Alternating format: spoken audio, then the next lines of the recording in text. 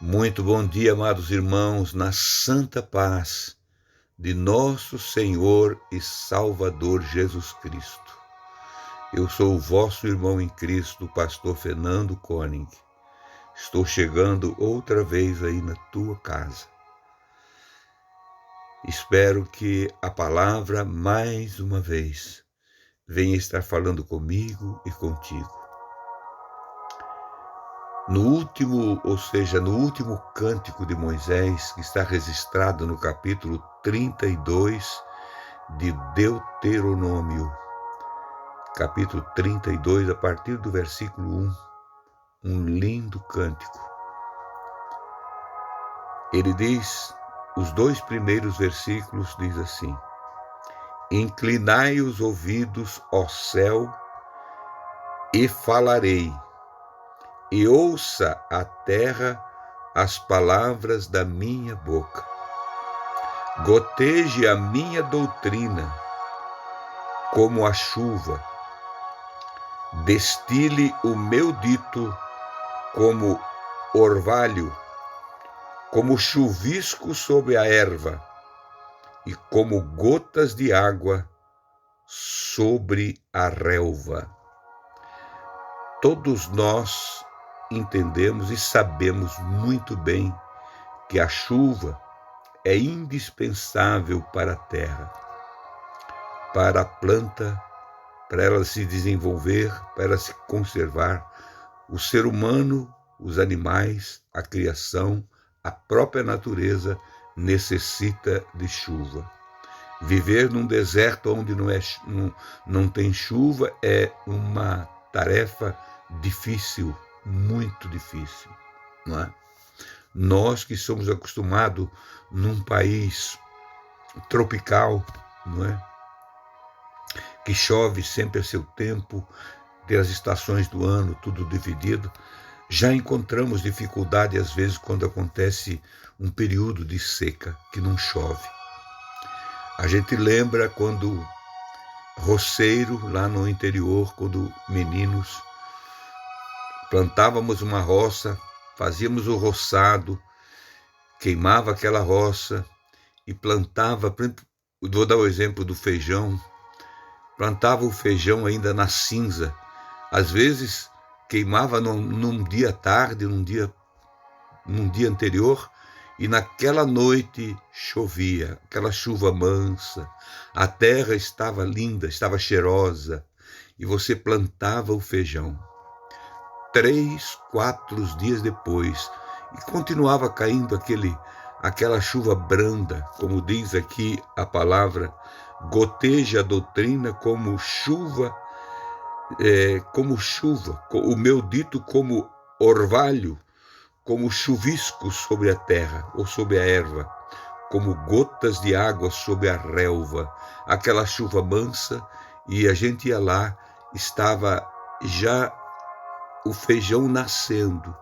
Com 4 dias ele estava se dobrando para cima da terra, empurrando aquelas cinzazinhas que estavam ali, e ele nascendo.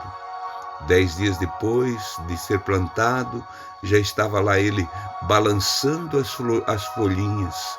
E assim, às vezes, feijão com 60 dias, tinha um feijão, 90 dias você estava arrancando feijão e comendo, né? Se alimentando a família. Assim, irmãos, é a doutrina do Senhor sobre nós. Nós precisamos da doutrina do Senhor. O Senhor tem cuidado de nós como uma planta. A Bíblia diz que nós somos, e nós sempre falamos, que somos recém-nascidos, ou nascemos de novo. Quando se nasce de novo, uma criança quando nasce, tem todo o cuidado da mãe, todo o cuidado. Cuidado dos seus irmãozinhos, do pai, é bem cuidado. Seja uma família muito pobre ou muito rica, não importa. O recém-nascido é muito bem cuidado. E ele vai crescendo, ele vai se desenvolvendo. Às vezes nós não queremos, irmãos, deixar que a palavra de Deus venha a ser esse orvalho sobre nós. A doutrina santa da salvação, O amor de Deus revelado através desta palavra, dessa doutrina santa da salvação, para o nosso desenvolvimento, para o nosso conhecimento, para nós entender que precisamos aqui viver e agradar aquele que nos plantou, aquele que fez nós nascer de novo. Nascemos da palavra, nascemos do Espírito, somos novas criaturas e precisamos deles.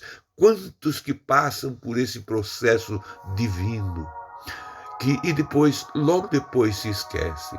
Moisés, nesse cântico, o último cântico de Moisés, do capítulo 32 de Deuteronômio, ele diz já no versículo 9: porque a porção do Senhor é o seu povo, porque a porção do Senhor é o seu povo.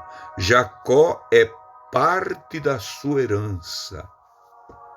E achou-o na terra do deserto, e num ermo solitário, cheio de uivos, e trouxe-o ao redor, instruiu-o e guardou-o como a menina dos seus olhos. Assim também nós. Ele está falando aqui em Jacó, em Israel. O Senhor o achou numa terra difícil, na terra deserta, numa terra solitária, num deserto terrível, e trouxe ao redor, instruiu e gerou como a menina dos seus olhos. O que é mais sensível no nosso corpo do que a menina dos nossos olhos? O que mais nós cuidamos dos nossos órgãos que temos no nosso corpo, se não é os nossos olhos? Porque eles piscam tão rápido, se defendendo. Às vezes estamos trabalhando e salta ali alguma coisa com uma rapidez tremenda e os teus olhos fecham antes que chega aquilo que vai ferir os teus olhos. E você fecha antes. Usamos proteção sobre os nossos olhos para o trabalho, porque são preciosos. Assim o Senhor cuida do seu povo, daquele que ele tirou para fora. Igreja quer dizer um povo tirado para fora. Ele cuida com todo cuidado. Cuida-nos como a menina dos seus olhos. E diz assim, no versículo 31, o Senhor já está dizendo para eles agora, e pode estar dizendo para mim, para alguém também, que se exaltamos, passamos a querer achar que nós somos o que somos por méritos próprios e chegamos aonde chegamos porque temos qualidades e nós conseguimos. E ele diz no versículo 15 e 16, do capítulo 32 de Deuteronômio: engordando-se Jerumum. Jerumum era uma palavra poética se referindo a Moisés, ou seja, a Israel, ou querendo dizer o amado Israel, ou o meu amado povo. O meu amado povo engordou.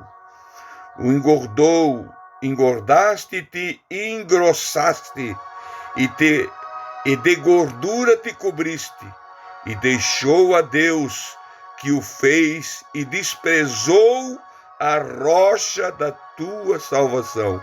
Olha o que o homem é capaz. Por isso que nós olhamos e vimos e temos que às vezes comentar para aviso para nós mesmos e aviso para todos que queiram ouvir. Cuidado, meu irmão, não despreze o Senhor. Aqui ele diz, tu engordaste Jesurum, e deste coiceando aquele que o criou, aquele que cuidou dele como a menina dos olhos do próprio Criador. E diz, engordaste e engrossaste e de gordura te cobriste, e deixou a Deus que o fez e desprezou a rocha da sua salvação. O salmista disse que ele nos achou num lago num charco de lodo. Ele nos achou lá naquela situação, tirou-nos do charco de lodo, daquele poço profundo, estendeu as cordas do seu amor e nos tirou de lá. Colocou-nos com os pés sobre uma rocha e firmou os nossos passos. Ele quer que nós nos desenvolvamos, andamos, mas sempre o amando sobre todas as coisas. E com Deus, olha o versículo 18, ele diz, versículo 16, com deuses estranhos provocaram zelo com abominação e o irritaram. Assim nós podemos também proceder. Muitos estão fazendo isso, irmãos, hoje, como se Deus para eles é só uma coisa que, um mito, coisa mais esquecido. Deus foi para eles uma rocha, mas deixaram a rocha. Não deixe a rocha. Lembra-te de onde ele te tirou. Te regou com o glorioso Espírito Santo, te tirou de lá.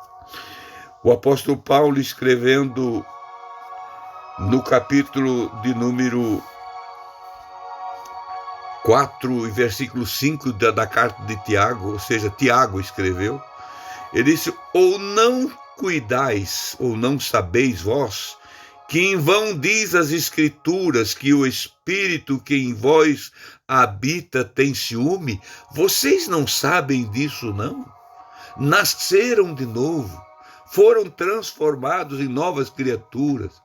Era um borracho, era um bêbado, era um avarento, era um adúltero, era isso, era tudo aquilo. Vivia fugido neste mundo, se escondendo no pecado, com medo.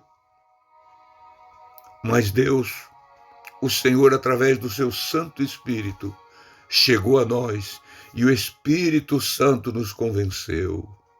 Como se chegando assim para preparar, eu vou convencê-lo e daqui a pouco mais ele abre as portas ou a porta do seu coração e o Senhor Deus, o Senhor Jesus, o sangue de Cristo perdoa todos os pecados dele e eu vou habitar ali dentro. E de repente é expulso de lá.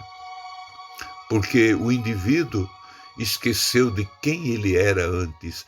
Nunca esqueçam, irmãos, que o homem tem livre arbítrio, ele faz o que ele quer. Ele ama a Deus se ele quiser amar a Deus. Se realmente ele reconhece isso. Nós precisamos entender que o Espírito Santo que habita em nós tem ciúme.